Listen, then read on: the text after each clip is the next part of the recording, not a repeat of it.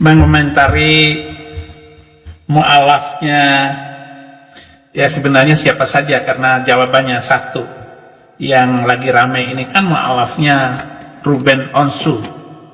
Nama Ruben diambil dari nama anak Israel, anak Yakub yang pertama itu Ruben, anak sulung. Tetapi anak sulungnya Ruben ini gagal karena dia melanggar hukum Tuhan.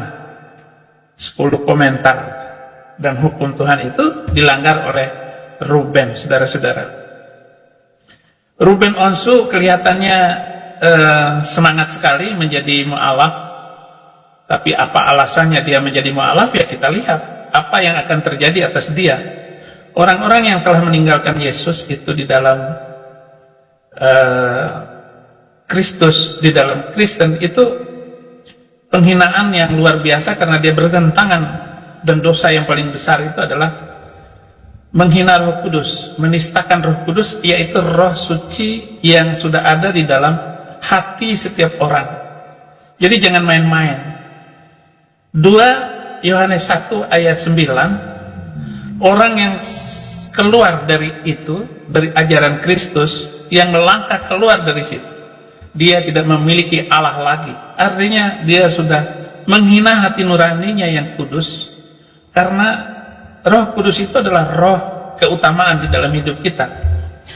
Walau demikian, masih ada kesempatan Anda untuk kembali kepada Yesus, dan Yesus Kristus Sang Tuhan Juru Selamat itu yang telah memilih saya. Dia memilih saya dengan luar biasa. Bukan kamu yang memilih aku, tetapi aku yang memilih kamu. Jadi setiap orang Kristen yang memilih Yesus itu adalah pilihan Yesus. Tetapi kalau Ruben itu meninggalkan Yesus, itu bukan manusia pilihan. Karena di Yesaya 42 ayat 6, aku ini Tuhan telah memanggil engkau untuk maksud penyelamatan. Telah memegang tanganmu, aku telah membentuk engkau dan memberi engkau menjadi perjanjian bagi umat manusia, menjadi terang untuk bangsa-bangsa. Jadi kita ini manusia pilihan Tuhan, Ruben. Coba ingat kembali. Atau kamu jarang ke gereja, atau kamu tidak memahami iman kekristenan itu, atau kamu kalah debat dengan mu'alaf-mu'alaf yang lain. Ini sangat disayangkan, saudara-saudara, kalau orang kalah debat di dalam kekristenan hanya karena redaksional, hanya karena kalah.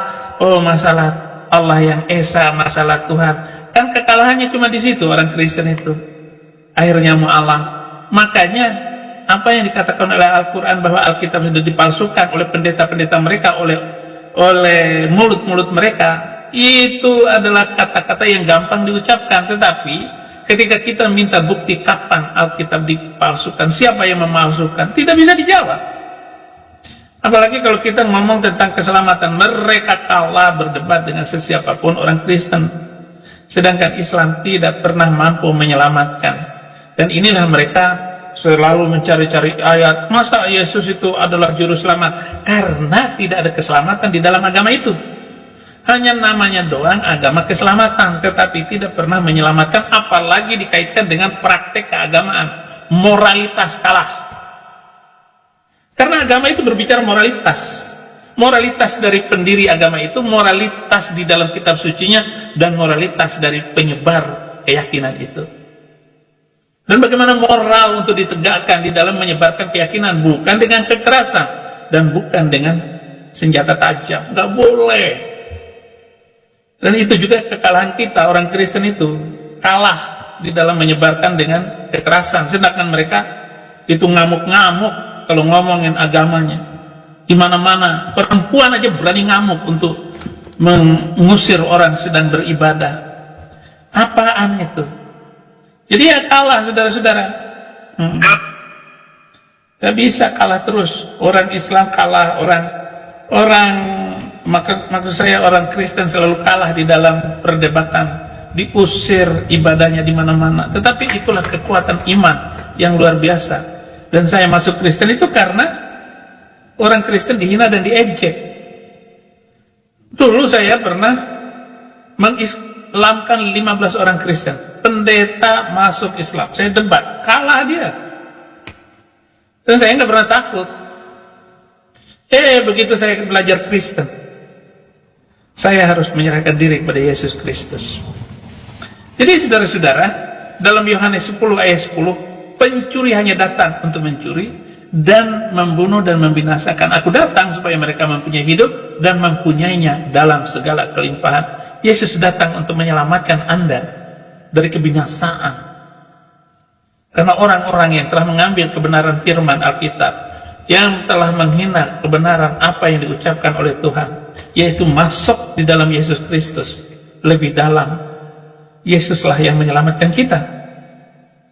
Yeremia 49 ayat 9, jika pemetik buah anggur datang kepadamu, mereka tidak akan meninggalkan sisa-sisa pemetikannya. Jika malam-malam pencuri datang kepadamu, mereka akan merusak sepuas-puasnya. Dihabisin. Berarti setiap yang di luar Yesus Kristus, dia adalah pencuri.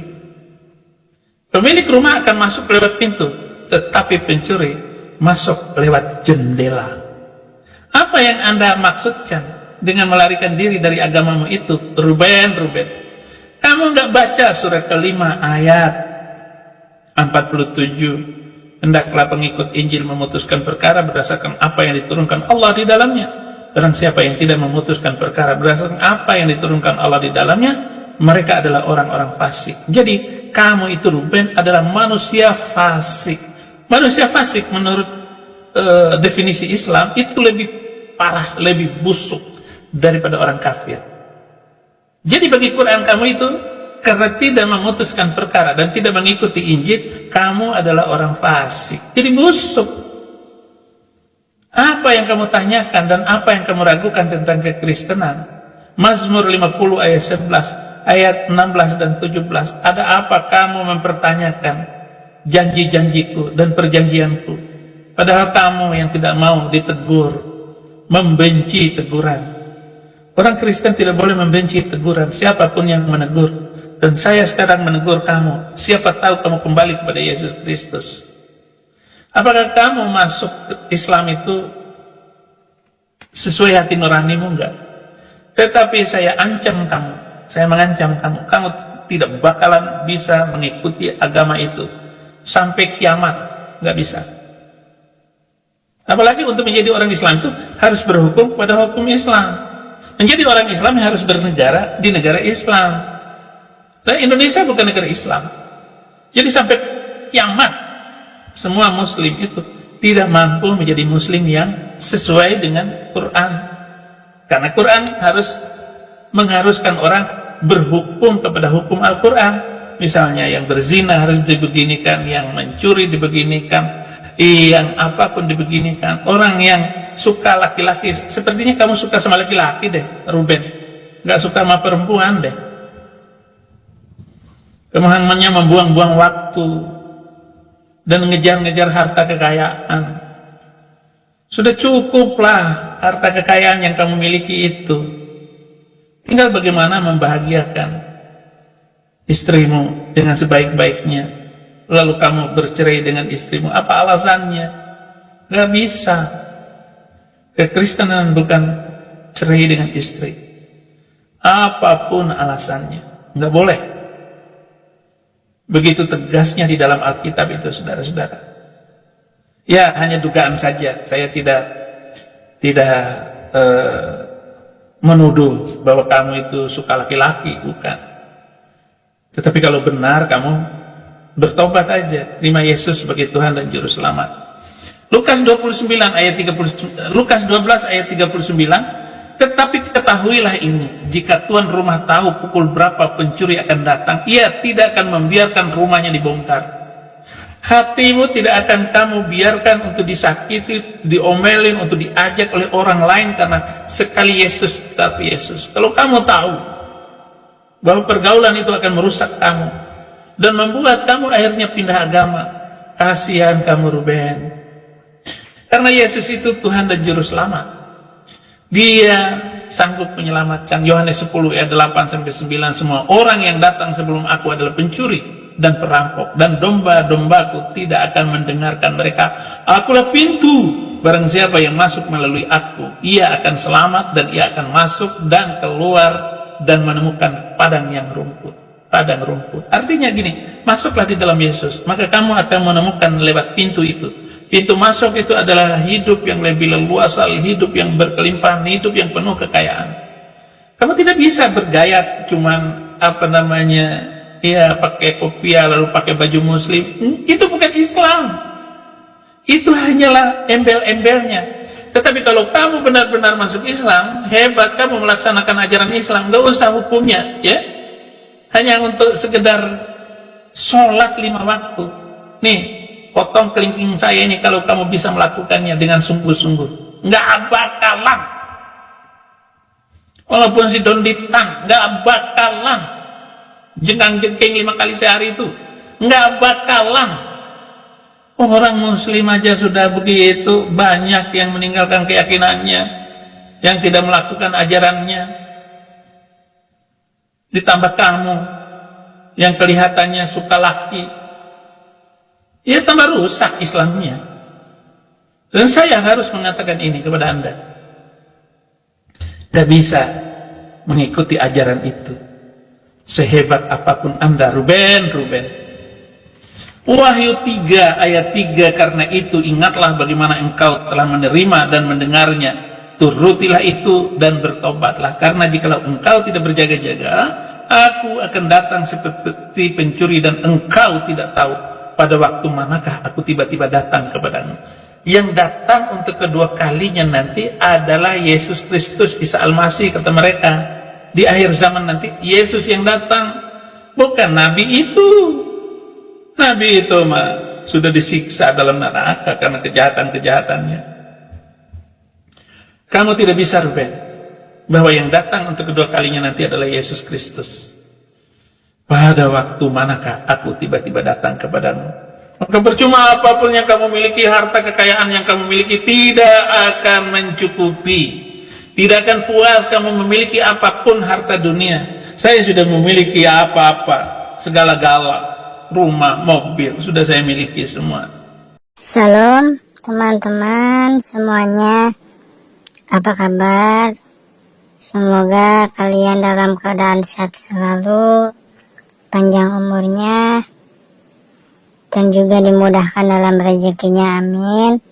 Teman-teman, mohon ya dukungannya untuk channel ini. Jika suka dengan channel ini, mohon dibantu di subscribe channel ini, ataupun like, ataupun share,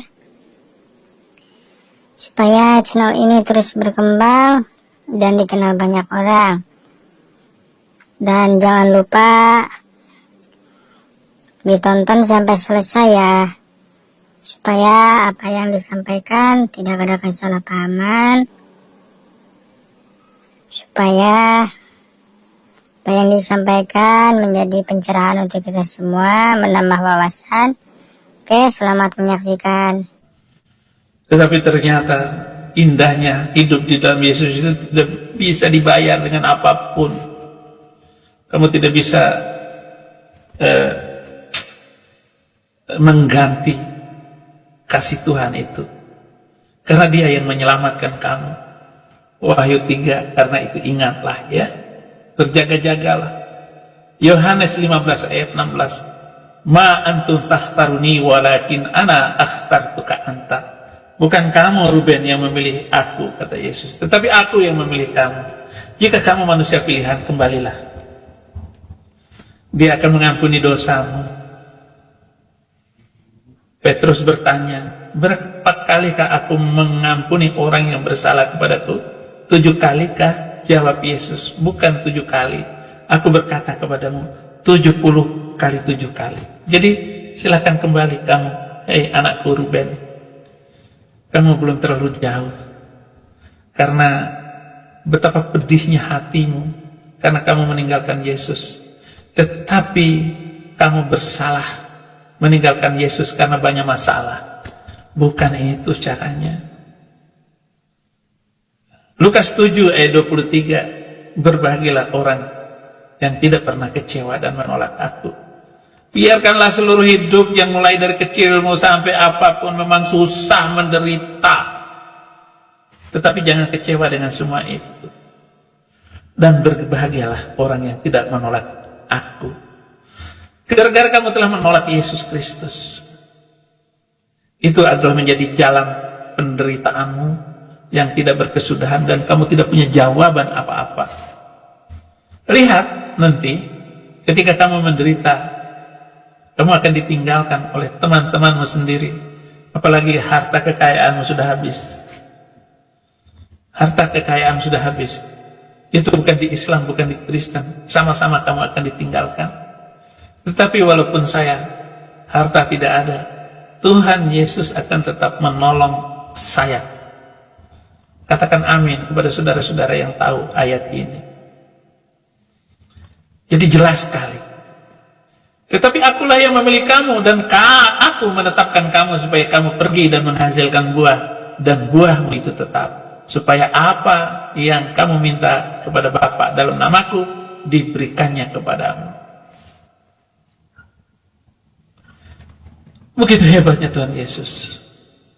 Tetapi kamu pergi kepada ajaran Nabi yang tidak selamat. Dia sendiri tidak tahu apakah dia selamat. Di dalam surah ke-9, di dalam surah ke-46 ayat 9. Katakan, qul ma kuntu bid'an minar rusuli wa ma adri ma yaf'alu bi wala bikum in tabi illa ma yuha ilayya wa ma ana illa nazirun mubin.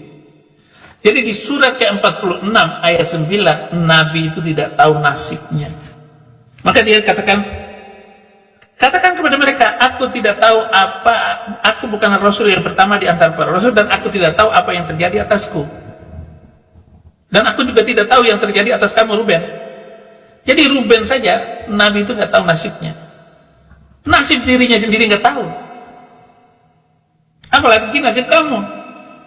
Yang jelas kamu, kalau suka laki-laki umpama, kamu itu orang yang suka laki-laki atau perempuan yang suka perempuan, itu harus dilempar sampai ngek.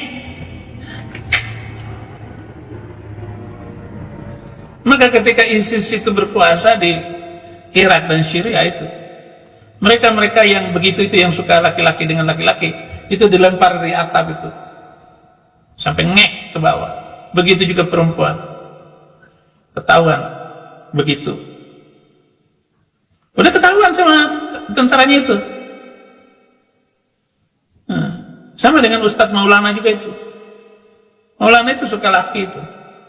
Kan jalannya aja begitu kok. Jamaah, oh jamaah. Jadi dia tidak tahu nasibnya, apa yang terjadi atas dia. Dia nggak tahu apakah dia masuk surga atau tidak.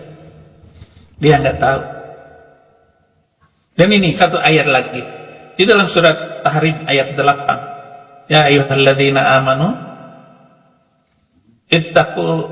amanu tubu ilallahi taubatan nasuha asa rabbukum ayyukaffir ankum sayyi'atikum bla bla bla.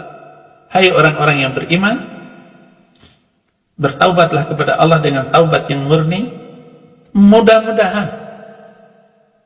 Jadi surat 61 itu, 66 itu ayat 8, hai orang-orang yang beriman, sudah beriman, bertaubatlah kepada Allah dengan murni. Udah bertaubat murni, mudah-mudahan.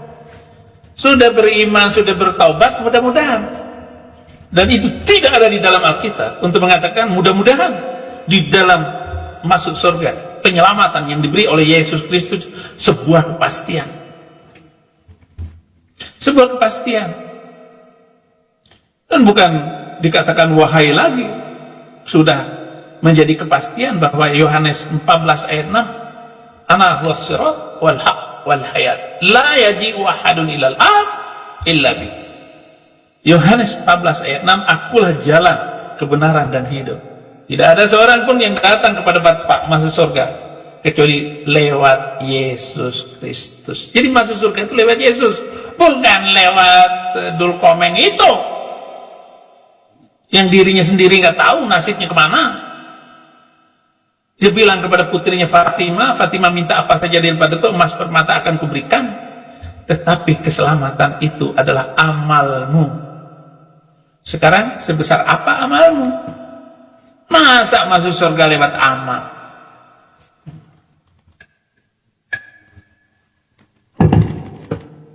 Nggak bisa.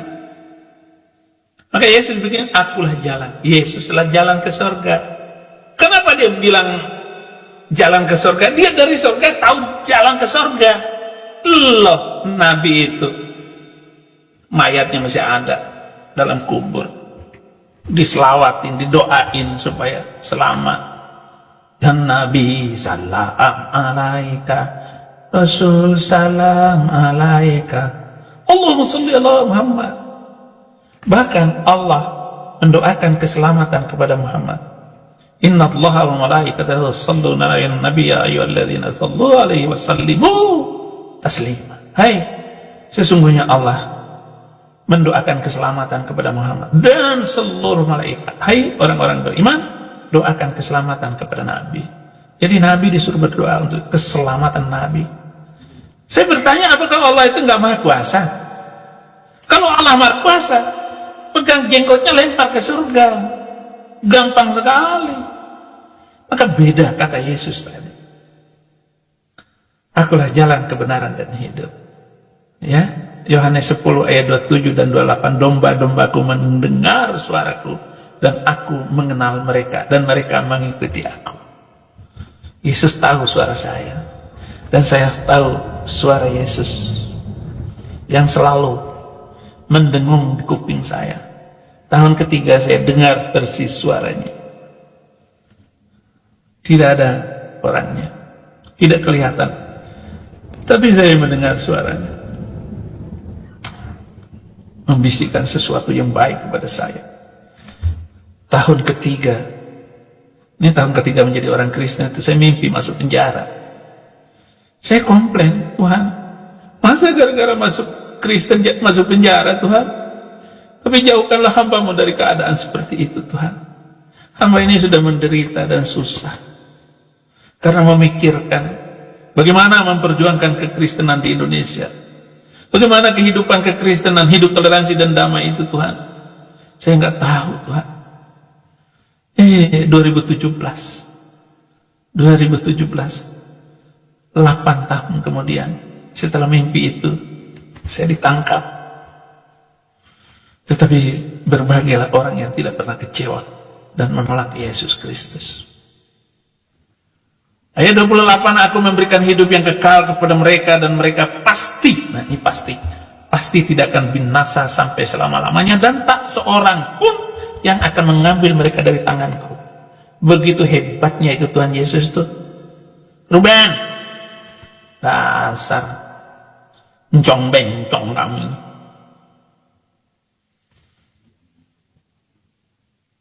Kalau di sana masih mudah-mudahan akan kumasukkan ke dalam surga, mudah-mudahan.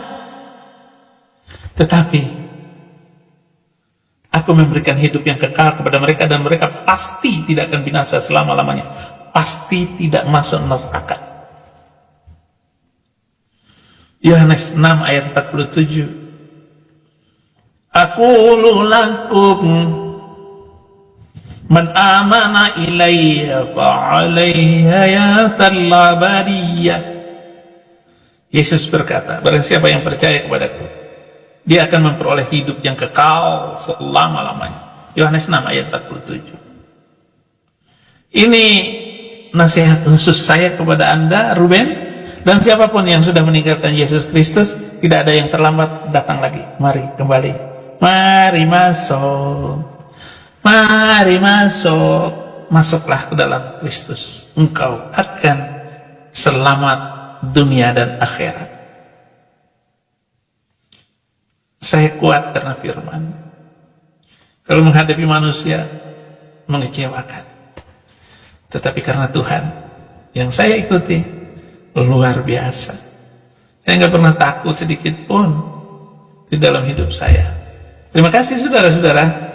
Saya berdoa kepada Anda semua tetap teguh di dalam iman, dan beberapa hari ini tetap banyak orang yang bertobat masuk Kristen, dan saya gembira dengan seluruh apologet di YouTube maupun di TikTok yang berani berkata-kata, bahkan mengupas Al-Quran. Mereka ngupas Uniriva, Zuma, ngupas Alkitab. Bagus. Bukan berarti saya harus ngupasin Quran. Saya tetap berbicara kebenaran Alkitab. Terima kasih, Tuhan Yesus memberkati.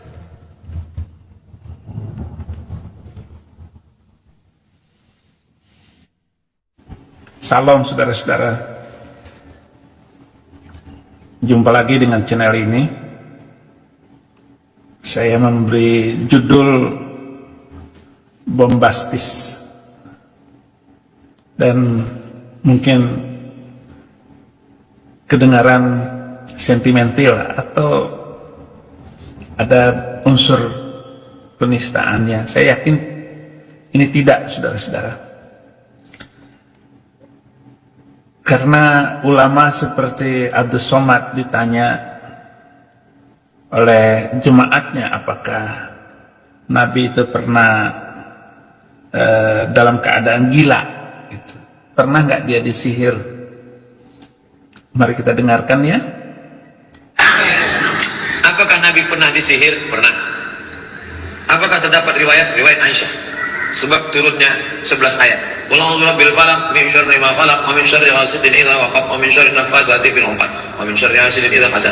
Qul a'udzu birabbin nas malikin nas ilahin nas min syarri wasil khannas alladzi fi sudurin nas minal jinnati wan nas. 11 ayat. Dicuri rambut Nabi, diikat di tali. Rambut Nabi itu diikat 11 simpul. Setelah diikat baru ditiup-tiup. Wa min syarri naffasati fil 'uqad. Perempuan yang meniup-niup di simpul tadi. Dibacakannya mantra. Nafasat, perempuan. Kenapa tukang sihir itu perempuan? Karena kebanyakan tukang sihir perempuan. Makanya ada istilah nenek sihir. Tak pernah datuk sihir. Apakah Nabi pernah disihir? Pernah. Memang Somad ini lucu. Jadi semuanya gampang. Tetapi itu menyederhanakan permasalahan, dan yang menjadi puncak keributan itu adalah seseorang yang telah membawa ajaran itu ke dalam sebuah masyarakat, bahkan ajarannya sangat terkenal di seluruh dunia.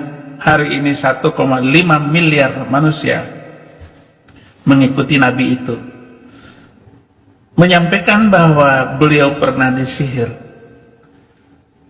Saya harus katakan satu-satunya Nabi yang kena sihir, ya beliau. Tidak ada Nabi yang bisa disihir. Bahkan orang Kristen itu dia beriman dan percaya kepada Yesus Kristus, tidak kena mantra, tidak kena sihir, tidak kena tulah, dan dilepaskan dari kutuk.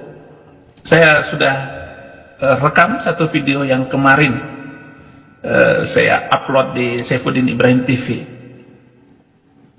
Ini menjadi satu hal yang harus Anda ketahui, bahwa tidak ada Nabi kena sihir dan tidak ada Nabi dari Arab. Satu-satunya Nabi Arab yaitu antikris.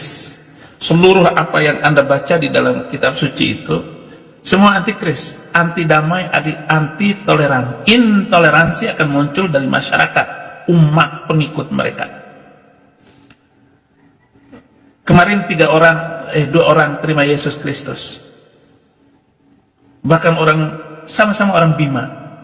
Saya doakan, karena dia nggak bisa tidur setelah mendengar ceramah-ceramah saya. Sama dengan orang di tim-tim 4 bulan susah tidur, akhirnya dia putuskan minta dibaptis. Kenapa ini, saudara-saudara? Kalau gini loh, Muslim itu gampang sekali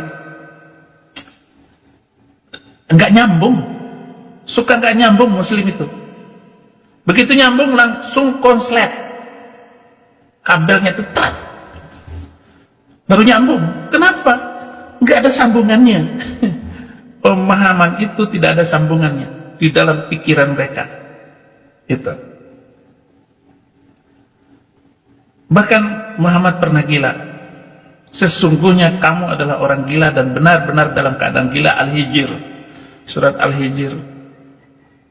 Di ayat-ayat awalnya itu, cari sendiri biar tambah pintar. Jangan diasupin terus pengertian dan pemahaman itu. Sehingga kalau Seluruh dunia ini berbicara seperti saya, orang Arab ngomong seperti saya, kemudian orang Inggris mengajarkannya, itu agama itu akan pergi ke laut, ikat dengan batu, tenggelamkan ke laut Arab sana. Nah, ini bukti-bukti kepalsuan dari ajaran itu. Satu, kalau Anda tidak paham ini, bahwa seorang nabi harus punya mukjizat. Seorang nabi harus dinubuatkan oleh nabi sebelumnya.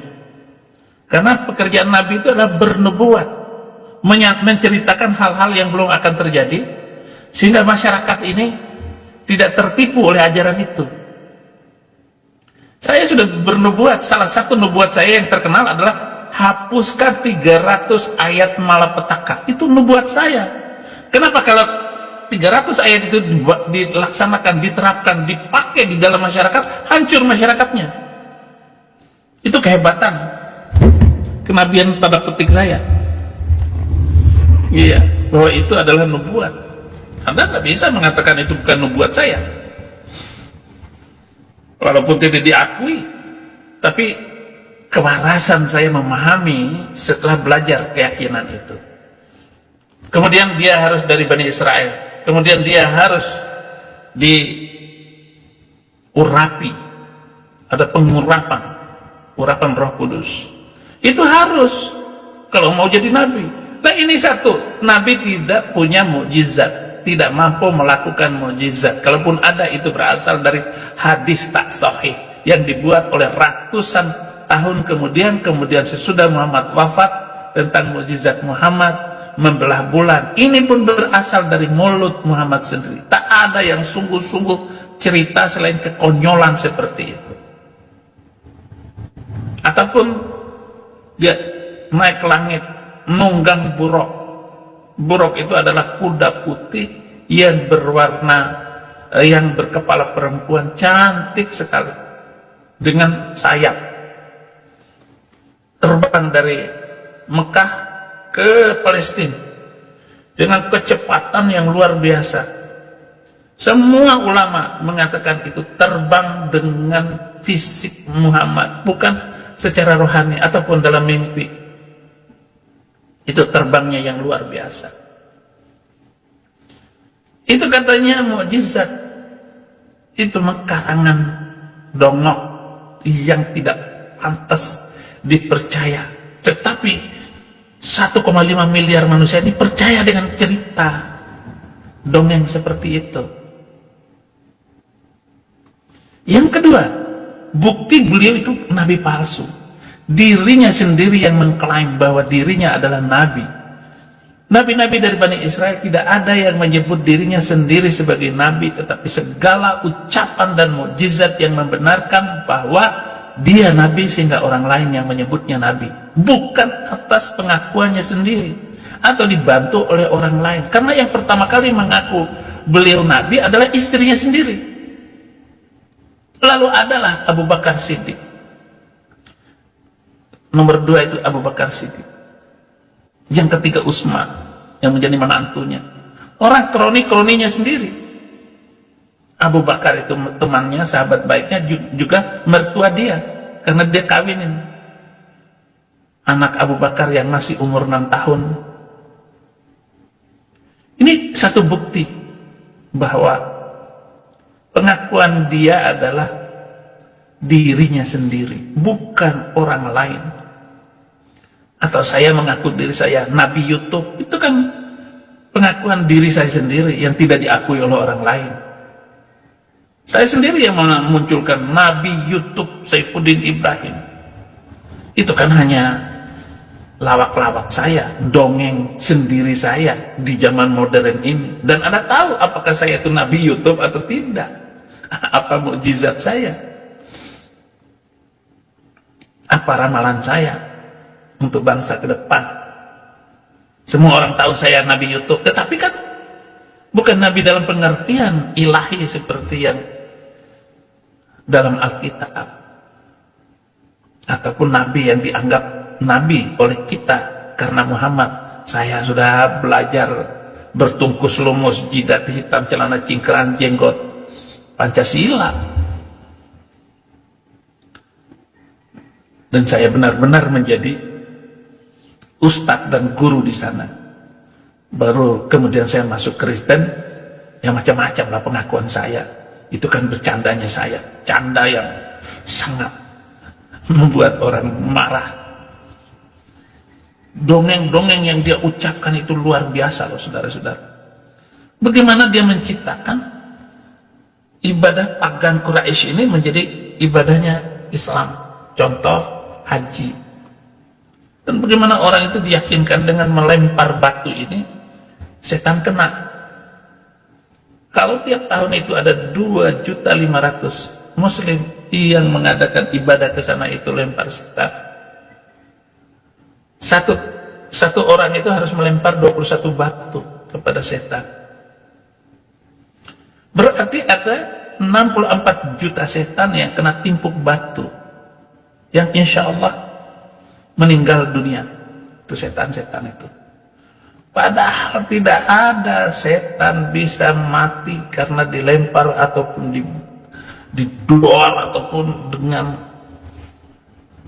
AK-47 sekalipun nggak kena.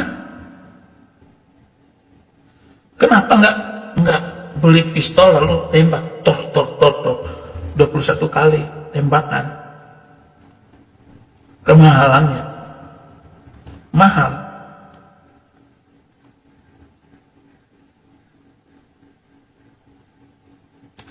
Yang ketiga yang harus saya omongkan kepada Anda adalah dia dengan sengaja mengarang kitab sucinya sendiri. Dia bukan buta huruf, dia bisa membaca, cuman dia pemalas untuk nulis-nulis kitab sucinya itu. Lalu ada 40 orang penulis wahyu itu, satu orang wahyu dari satu orang yang berantakan semua isi Qurannya itu. Makanya potong-potong sepotong itu ayat-ayat dalam Quran itu, temanya nggak jelas, judulnya kemana.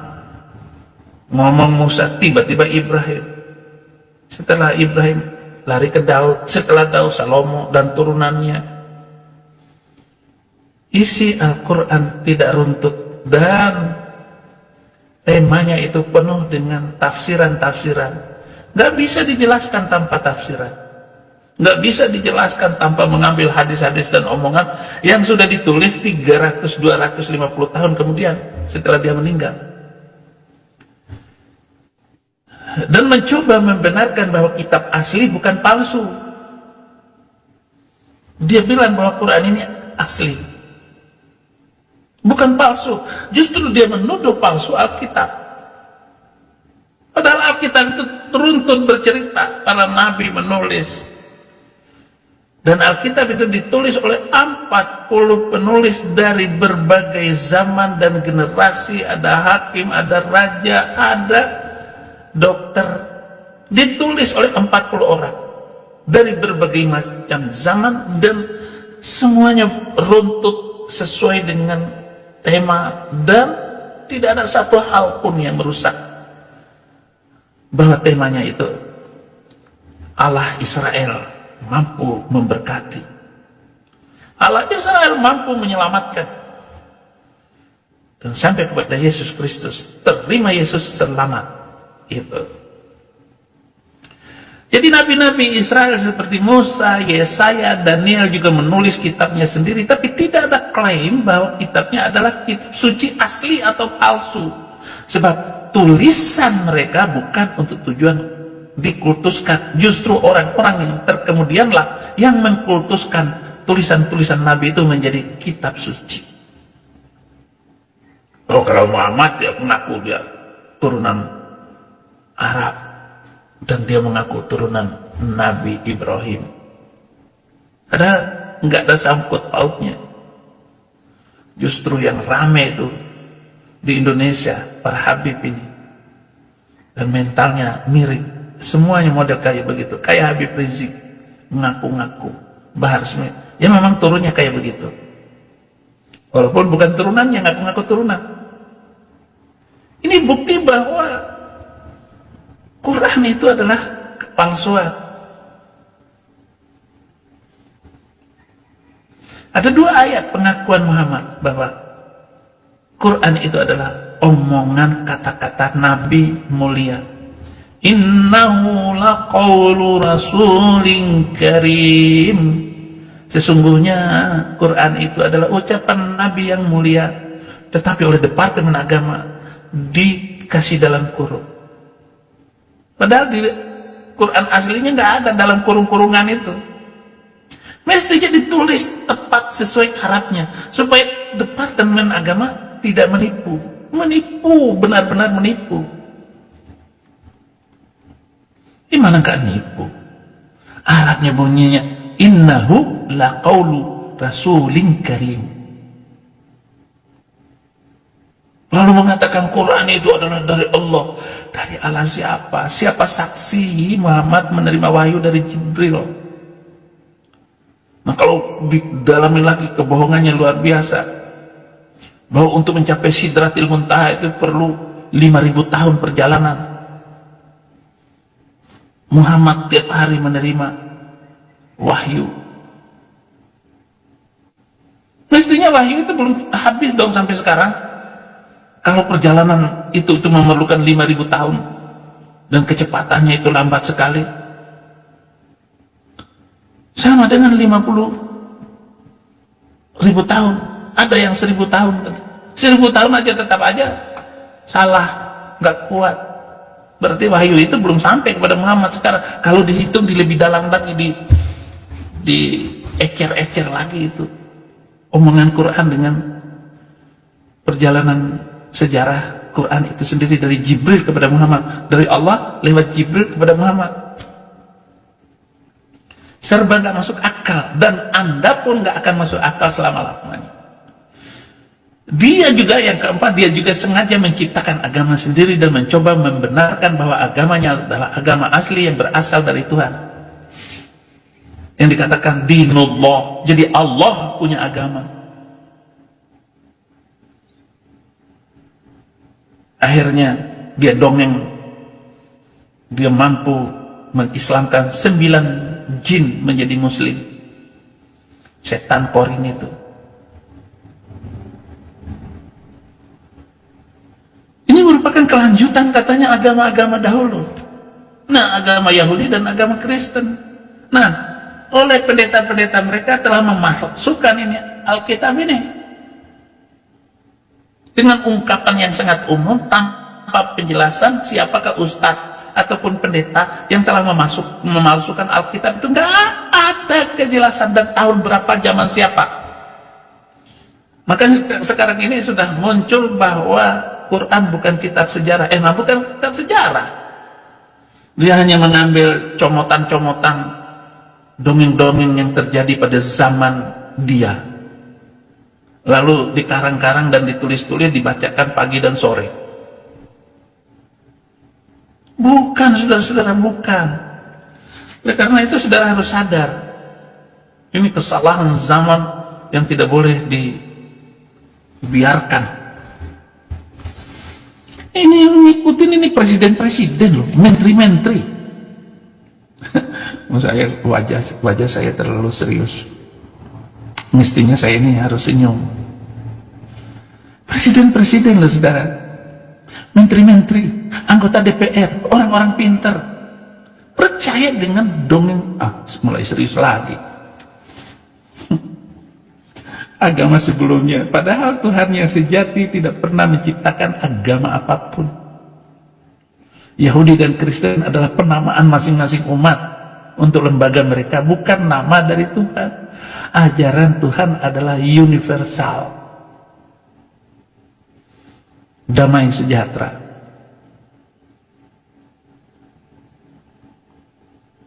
Di dalam Mazmur 120 ayat 5, 6, dan 7, celaka aku tinggal di tengah-tengah, di Meseh.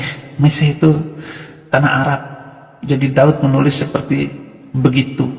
Celaka aku tinggal di Meseh, tinggal bersama-sama orang yang membenci perdamaian. Ayat 7, aku cita damai, tetapi apabila aku berbicara, mereka menghendaki perang. Itu Arab. Agama universal mengajarkan damai sejahtera itu. Israel, Yahudi itu ada di tengah-tengah bangsa Meseh, bangsa Rese. Suka ngaco, diajak perang, kalah melulu, tapi dia bilang menang. Maka sekarang ini bagaimana Gaza ini harus diratakan dengan tanah. Baru di screening semua, harus dicuci otak rusaknya Arab ini dengan apa? Jadi yang boleh nanti tinggal di kota Gaza itu tidak boleh lebih dari 2 juta orang, dan masing-masing pemimpinnya harus bertanggung jawab terhadap anak buahnya. Kalau ada maka pimpinannya itu diambil semua dan dibuang ke laut untuk menghilangkan mental ganas itu. Orang-orang ganas nggak boleh hidup di tengah masyarakat. Harus yang toleran, harus yang selalu senyum. Apa kabar? Kaif haluk anta? Harus begitu.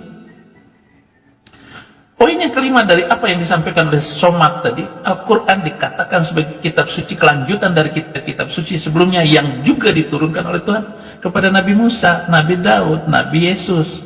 Padahal Tuhan yang sejati tidak pernah menurunkan kitab suci dalam pengertian harfiah. Yang Tuhan berikan kepada Musa adalah 2 loh batu, bukan kitab. Demikian juga kitab Zabur, Mazbur, bukan kitab yang jatuh dari langit, yang diberikan, yang ditulis. Apalagi Injil, bukanlah kitab yang ditulis oleh Yesus. Sedangkan seluruh muslim berkeyakinan bahwa Injil diturunkan kepada Isa. Ini adalah ngawur yang tidak pernah henti sampai kiamat. Mengatakan bahwa Injil kitab suci yang diturunkan kepada Isa, kepada Yesus.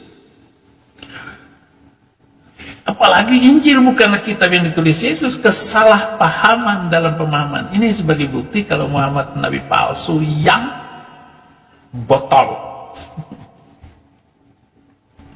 Biar tidak ini, biar serius ya. Bukan, biar kelihatan mantap. 6. Banyak kisah-kisah Islam yang mencatut dan nyolong dongeng-dongeng di Timur Tengah. Antara lain kisah tentang Tuhan pernah mengutuk manusia jadi monyet. Di mana jadi monyet? Habib Rizik kemarin lagi viral di monyet-monyet, jenderal monyet, organisasi monyet. Ya jangan begitu Jik, sudah kalah ya kalah. Umurmu sudah berapa sekarang? Sudah 50 berapa umurmu? Ya 58. Dia masih mau ngangkang seperti nabinya ngangkang dengan cewek-cewek. Udah akui dan diam, itu akan merusak wajah turunan Arab itu. Kamu nggak bisa bangkit lagi. Apalagi mari kita asal golok. Lu dihabisin sama orang Jawa ntar. Belanda aja nggak bisa mengalahin orang Jawa, nggak bisa. Diponegoro itu nggak bisa dikalahin. Dia terlalu banyak pengikutnya dan penduduknya. Enggak kayak lo imigran.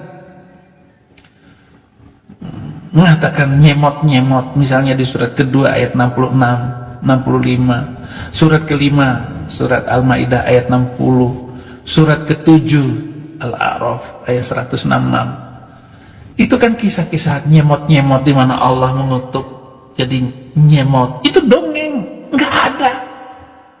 Kemudian kalau murtad dari agama itu nanti lehernya diputar yang depan ke belakang.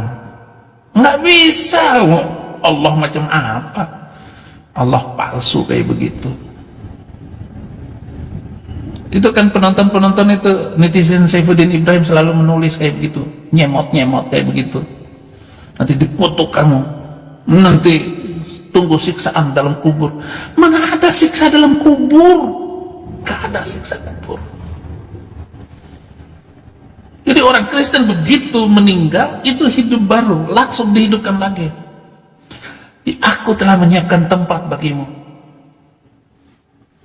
Yohanes 14 ayat 2 dan 3. Aku ke sana supaya di mana aku berada kamu pun berada, kata Yesus. Ini disiksa dalam kubur, pakai bahasa Arab lagi, dongeng macam apa?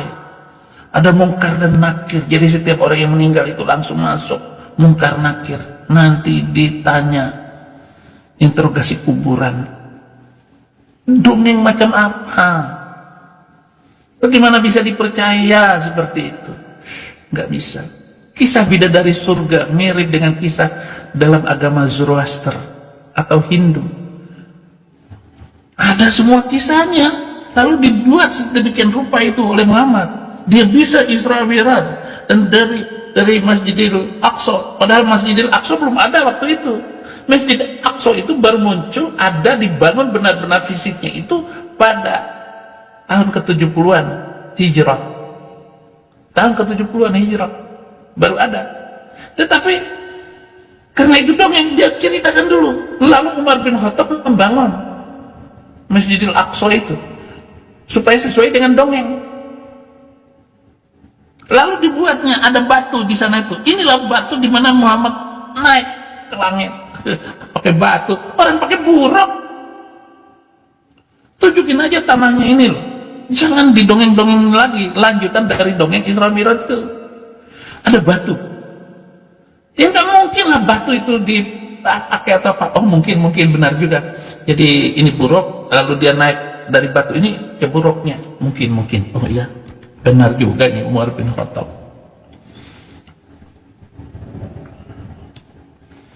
Ngawur. Isra Mi'raj. Raja Salomo bercakap-cakap dengan semut. Nggak ada kayaknya. Hanya perumpamaan-perumpamaan tentang semut, bagaimana hidup rukun dan mampu menyiapkan makanan. Semut itu membawa makanan untuk musim dinginnya, lalu dimasukin ke dalam tanah. Itu kan perumpamaan. Bukan Salomo ngomong tentang semut dan menjadi raja semut, bukan. Kisah Abraham dibakar oleh Namrud mirip dengan kisah dalam Daniel 3. Padahal Ibrahim tidak pernah dibakar dengan api. Coba ini saudara-saudara, coba saudara muslim ini geser dikit otakmu itu supaya tidak menipu ini. Ini Prabowo masih beragama kayak begitu tuh. Prabowo, menteri-menteri, ya. Tiup katanya Ibrahim tuh, kenapa kita harus somat? Kenapa somat memerintahkan untuk mematikan itu cecak-cecak? Karena cecak waktu Ibrahim dibakar itu dia yang niupin api supaya menyala. Mana pernah cecak niup? Aduh, mestinya buaya gitu. Mungkin buaya, tapi kalau cecak,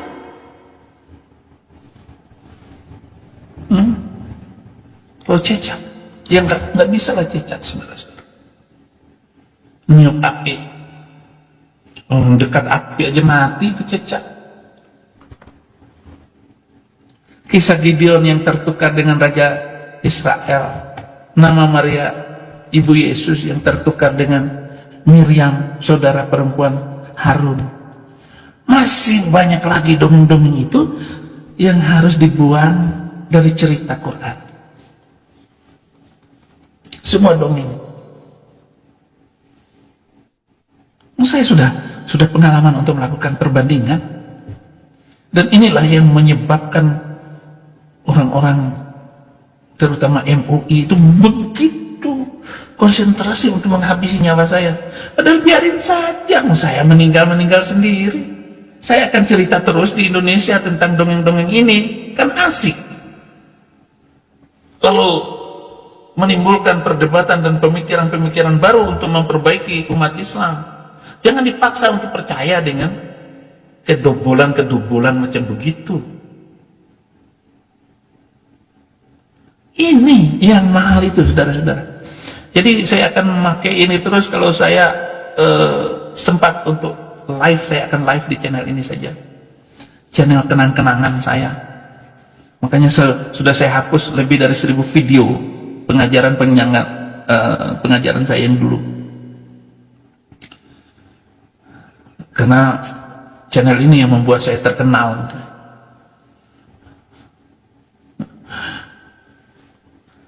Poin ketujuh, kejahatan yang tak terperikan yang pernah dilakukan oleh sang nabi. Makanya dia nabi palsu yang tidak punya peri kemanusiaan sama sekali. Dia itu psikopat. Makanya pernah gila, itu psikopat. NPD, Narcissist Personal Disorder. Dia manusia disorder. Karena omongan-omongan wahyunya itu dipaksakan untuk dipercaya. Ucapan-ucapan dan doanya itu di satu sisi bagus, tetapi kepribadiannya bertentangan jauh dengan apa yang didoakannya. Nah, doa-doa yang dia ucapkan itu mestinya kita tahu itu sababul wurud, sebab dia ngomong kayak begitu. Tapi 5.000 orang Kristen dan Yahudi dihabisin, dipisahin kepalanya dengan tubuhnya. Dia menggali tanah yang banyak untuk menguburkan. Semalam tuh dia bisa memasukkan orang ke dalam kubur itu 900 nyawa orang Yahudi, dan tidak ada suara kecuali pekikan orang yang putus nyawanya, putus lehernya. Ngek semua, ngek. Malam hari kemudian ada papan di situ. Ini sudah digali kuburnya, galian, kemudian ini papan, dia masuk. Muhammad yang memulai untuk memutuskan lehernya itu. Tetapi setelah itu dia pusing, nggak kuat untuk memutuskan leher perang Yahudi itu. Umur sudah 60 tahun waktu itu.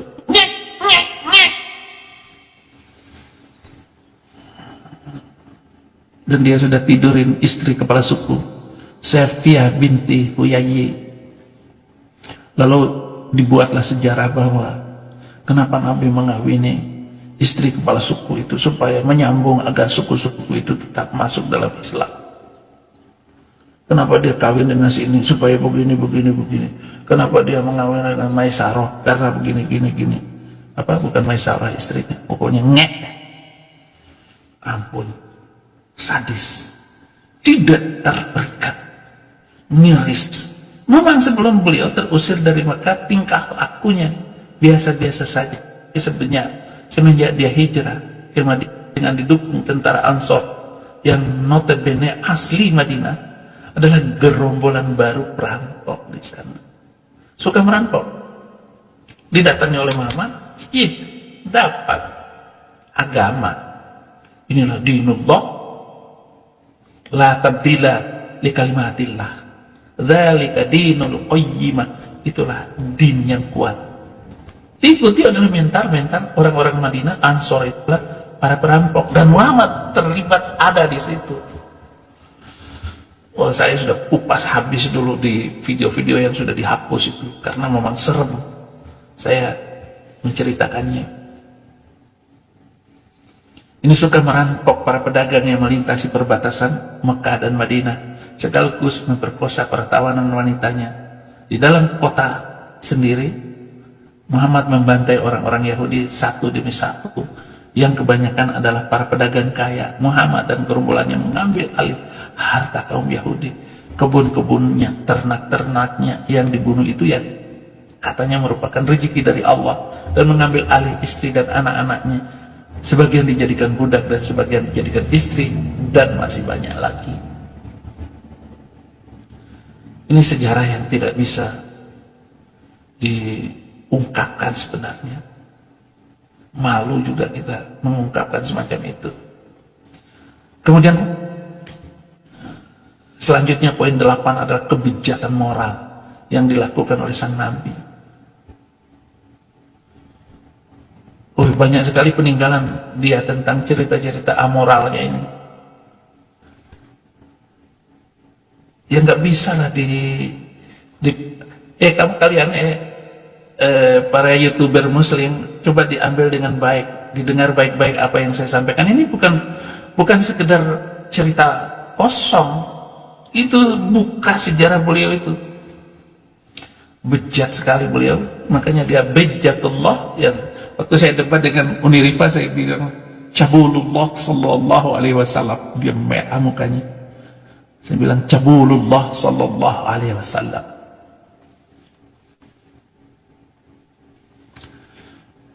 Saya miris mikir, kok seorang nabi begitu sadis dan amoral. Istri pertamanya itu bernama Khadijah, wafat. Kemudian Muhammad. Jadi selama dengan Khadijah lebih kurang 11 tahun. Bukan 11 tahun, 11 tahun, 25 tahun menikah dengan Khadijah. Punya anak. Khadijah umur meninggal 65, hampir 70 tahun. Lebih kurang itu Khadijah itu umurnya. Khadijah wafat, dia berbuat seenaknya dan dia kawin satu hari itu 2 orang sekaligus. Dan dia kawin dengan Aisyah itu umur 6 tahun. Mencari objek-objek moralnya itu, seksnya itu. Dia ngembat menantunya sendiri bernama Zainab binti Jahsy, memperistri anak kecil umur 6 tahun, berzina dengan budaknya yang bernama Maria. Setelah ketahuan oleh istrinya yang bernama Hafsah, turun ayat palsu yang memerintahkan Muhammad agar menikahi budaknya, menghalalkan budaknya, dan mengambil alih istri orang Yahudi di Khaybar, Safiyah. Sehari setelah keluarganya dihabisin, suaminya itu disiksa, Kinanah namanya. Jadi begitu ketangkap Kinanah suaminya itu, mereka baru bulan madu, kemudian Safiyah didudukin di paha Nabi, ya, kemudian ketangkap Kinanah.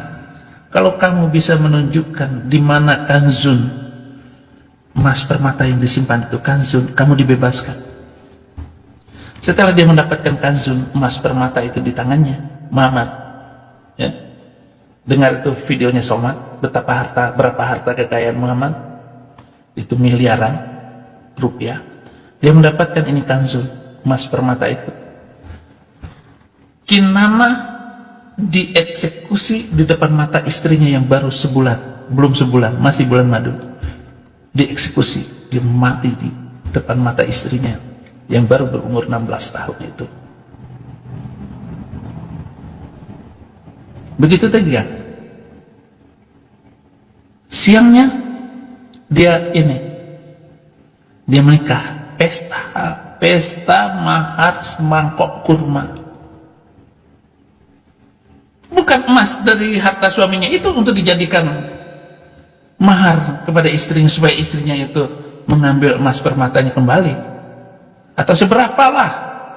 Jangan semangkok kurma. Begitu pelitnya ini orang laki-laki. Nah, setelah menikah, lalu malam pertamanya itu, bulan madunya itu, di atas tenda pinggir sumur Kinanah. Di situlah dibuat. Dan dia tidurin itu wanita. Apa komentar Safiyah? Tidak ada laki-laki yang kubenci selain Mamat. Saudara-saudara, dihabisin keluarga Safiyah ini. Ini sadis dan bejat. Oh, tambah satu lagi istilah saya, sadisullah. Terorullah. 9 nabi Muhammad sebagai nabi palsu sangat cocok dengan nubuatan dalam kitab Wahyu. Pasal 13 ayat 18, 19 ayat 20, 20 ayat 10 di dalam kitab suci tersebut dibilang namanya, yaitu 666 atau 666, bila angka 66 dianggap sebagai angka tahun ini. Ini sebuah angka yang sangat dekat dengan angka tahun Masehi, di mana ketika itu kerajaan Islam mencapai masa kejayaannya. Bila ditilik dari perpecahan angka-angka itu, ya 666 bilangan pecah tersebut 666, maka itu pun sangat klop dengan Muhammad tahun 622 Masehi sebagai tahun hijrah. Muhammad memulai karir gemilangnya sebagai nabi di Madinah. Angka 66 bila diambil ratusannya saja, maka kita peroleh angka 600. Usianya 63 tahun. Muhammad wafat di pelukan Aisyah karena racun ganas yang menggerogotinya hampir selama hanya 2 tahun bila diambil dari angka puluhan 63. Puluhannya saja akan diperoleh angka 60. Lahir 571 Masehi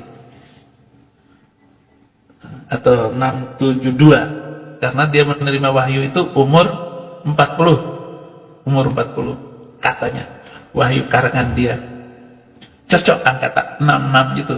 Makanya jumlah ayat Al-Quran itu 6.666 ayat itu mereka sudah ubah-ubah supaya angka 66 itu hilang dari jumlah ayat Quran sebagai ayat antikris. Pintar-pintar nih, seperti Dogi Tang itu, dia nggak mau menggunakan dari Az-Zamakhsyari Zofir yang mengatakan angka 66. Muhammad bila kita coba untuk mencocokkannya, apalagi kalau kita mau melihat jumlah ayat dalam Quran.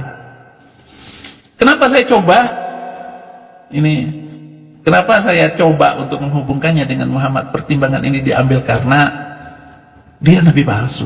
Kata kepalsuannya itu dalam kitab wahyu yang ditulis dalam bentuk tunggal bukan jamak, artinya hanya ada satu nabi palsu yang perlu mendapatkan perhatian khusus. Ada yang bertanya tentang kenapa Abi begitu benci dengan Islam. Enggak, bukan benci. Tetapi setelah saya pelajari pendalaman lebih dalam lagi bahwa semua ini, saudara-saudara, tidak pantas untuk dipahamkan kepada manusia. Diterapkan hukum-hukum dan undang-undang ibadahnya nggak pantas untuk diterapkan kepada bangsa manusia. Ya kalau diajarkan di hutan-hutan sana silakanlah. Bisa nggak kamu mengajarkan kepada nyemot itu? 6.666 ayat ini semuanya merujuk kepada kebencian, antikris. Seperti apa yang terjadi peledakan pesawat, reruntuhan gedung WTC di Amerika. Islam sangat membenci Yahudi. Kenapa? Karena ucapan Muhammad ini sangat anti kemanusiaan. Salam teman-teman semuanya, apa kabar? Semoga kalian dalam keadaan sehat selalu, panjang umurnya, dimudahkan dalam rezekinya, amin. Teman-teman, mohon ya dukungannya.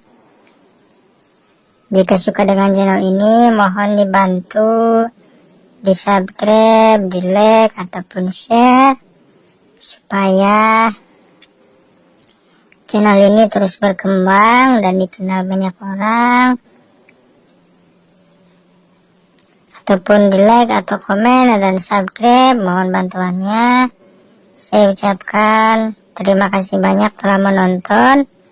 Semoga dari apa yang ditayangkan menjadi berkat untuk kita semua, amin. Sampai jumpa di PPD selanjutnya.